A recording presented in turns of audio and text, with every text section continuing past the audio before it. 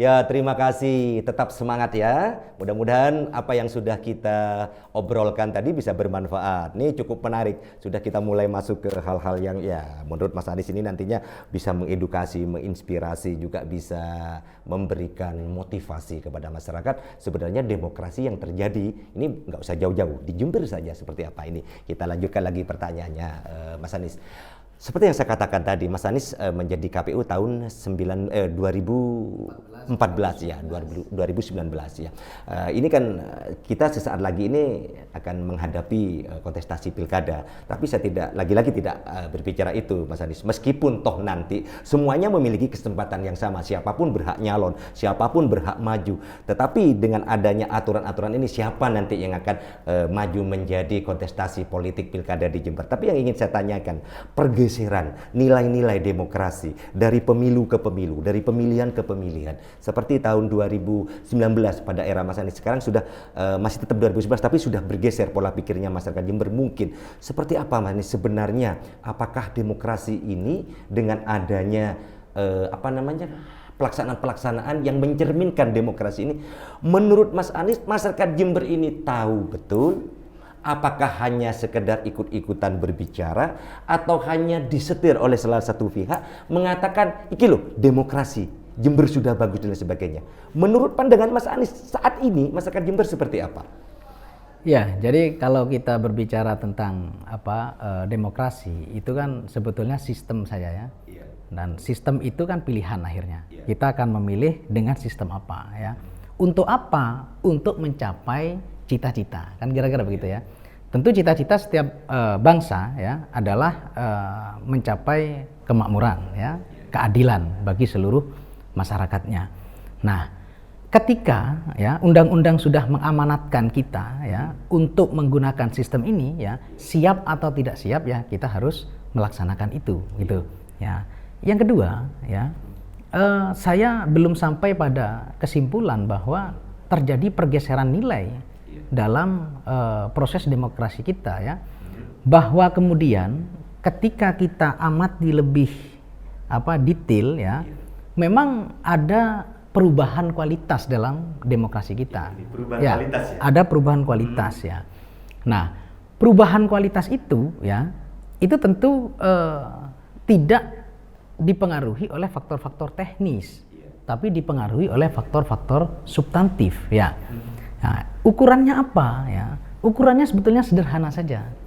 Jadi pemilu kita ya tahun 99 ya, di mana keran demokrasi dibuka sebesar-besarnya, tingkat partisipasi masyarakat itu luar biasa meningkat. Padahal ya iklim pemilu saat itu minim sekali melibatkan pergerakan-pergerakan logistik ya, pergerakan-pergerakan modal minim sekali. Tapi karena harapan masyarakat yang begitu besar ya, maka pemilu saat itu menjadi begitu marak karena tingkat partisipasi masyarakat yang tinggi. Nah, partisipasi masyarakat itu ya, itu memiliki korelasi terhadap legitimasi hasil pemilu. Ya kan?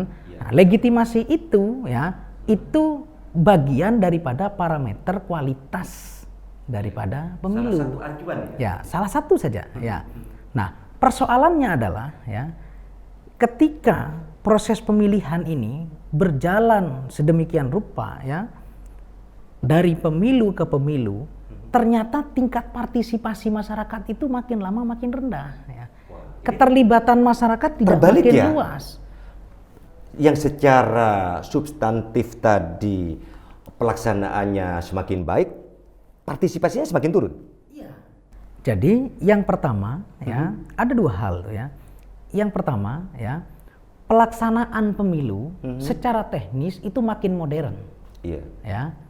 Semuanya berjalan dengan transparan. Setiap tahapan bisa diikuti oleh seluruh masyarakat. Mudah diakses.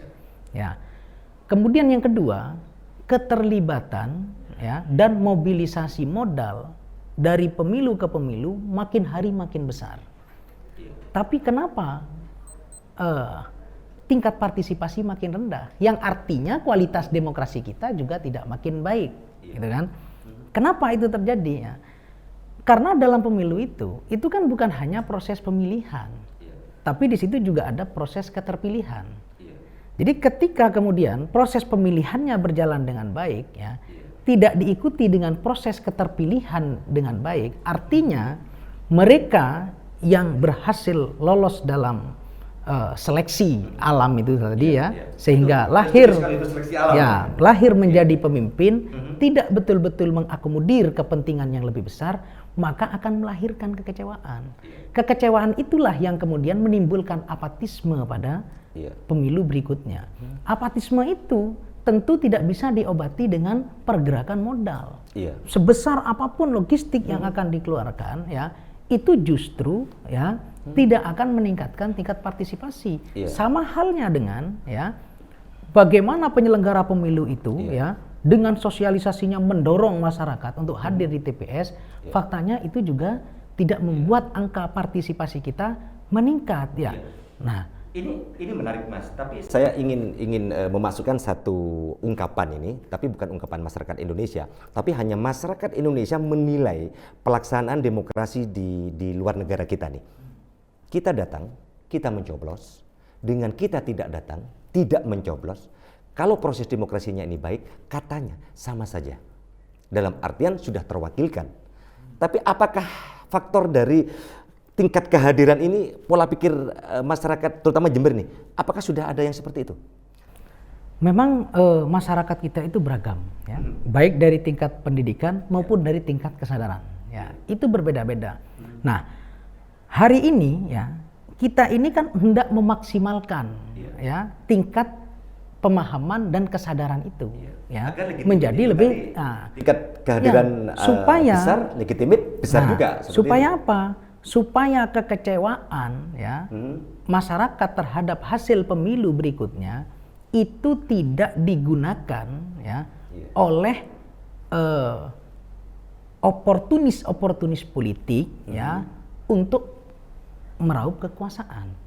Hari ini ya ada upaya ya memanfaatkan kekecewaan masyarakat ya yang berbentuk apatisme politik tadi itu ya menjadi transaksi politik.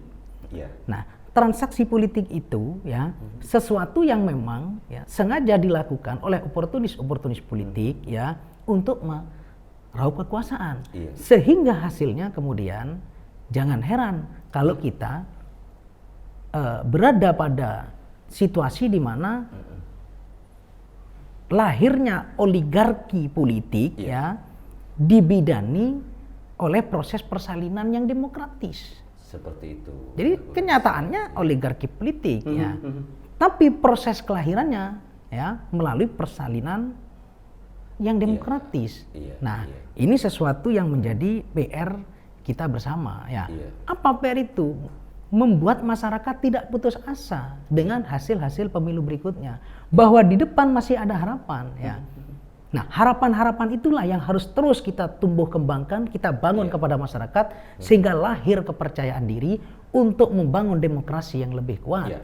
Tapi saya menggarisbawahi tadi transaksional ya, Bung Anies. Ini transaksional ini apakah karena memang masyarakat kita masih melihatnya lebih kepada sebuah tawaran bergening, atau memang mereka tidak paham hal itu sehingga karena demokrasi lebih penting daripada sebuah transaksional yang secara cara pandangnya kita secara ya finansial dan lain sebagainya, seperti apa? Ya, jadi bergening dalam politik itu sesuatu yang sah-sah saja ya, sesuatu yang wajar. Tentu masyarakat kan ingin tahu. Tapi bergening dengan siapa ini? Apakah dengan parpol, apakah dengan masyarakat, atau dengan siapa? Ya, masyarakat dengan peserta pemilu ya. Jadi peserta pemilu itu kalau dalam pemilu ya partai politik, kalau dalam pilkada ya tentu calon kepala daerah, begitu ya. Nah, bergening itu dalam politik itu sah-sah saja, biasa saja ya. Nah, sekarang kita kan hendak memberikan edukasi kepada masyarakat bagaimana membangun bergening itu. Bergening itu harus dibangun ya di atas landasan untuk kepentingan yang lebih besar, bukan transaksi-transaksi pendek yang tidak berdampak sedikit pun terhadap nasib dan kehidupan masyarakat. Mungkin itu bisa dikatakan sebagai money politik atau cost politik. Nah, di antaranya itu. Itu sudah masuk ya kedua-duanya? Bisa seperti itu. Jadi hari ini money politik itu kemasannya banyak ya. Kemasan Di brand bermacam-macam. Macam-macam ya. Oke. Money politik itu bisa disalurkan secara langsung ya. Bisa kemudian dalam bentuk belanja.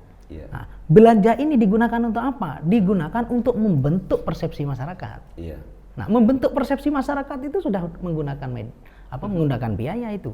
Ya. Mindset seperti itu ya, agar masyarakat mindsetnya tertata dengan baik sesuai dengan arah-arah yang dia arahkan tentunya. Tapi ini juga tidak demokrasi loh, Mas Anies. Akhirnya tataran di bawah ini kurang demokrasi, menurut Mas Anies? Pelaksanaannya tetap demokratis ya. Tapi karena kemudian ya proses demokrasi itu ya diikuti dengan upaya-upaya yang tidak edukatif terhadap masyarakat ya, maka disitulah yang saya sebut ada peluang bagi oportunis politik untuk meraih kekuasaan dengan modal yang dia punya. Gitu lah. Betul sekali. Sehingga proses demokrasi ini ya, proses persalinan ini ya melahirkan bayi kekuasaan yang oligarkis. Iya. Nah, akhirnya seperti itu ya kenyataannya ditata sedemikian rupa dari atas, toh akhirnya demokrasi ini sesuai dengan artinya akan kembali kepada rakyatnya, kepada masyarakatnya. Mau jadi penguasa tidak? Ataukah dia hanya sebagai bentuk korban dan sebagainya, seperti itu. Ya, kita lanjutkan lagi, ini cukup menarik Bung Anies. Terima kasih pemirsa Jember 1 TV. Seandainya Anda memiliki kesempatan untuk mungkin bikin kopi dulu atau goreng-goreng, ya sekedar cemilan lah untuk menyaksikan program kita berdua ini, boleh-boleh saja. Dan sesaat lagi ngobrol bareng Ahmad Anies akan segera kembali.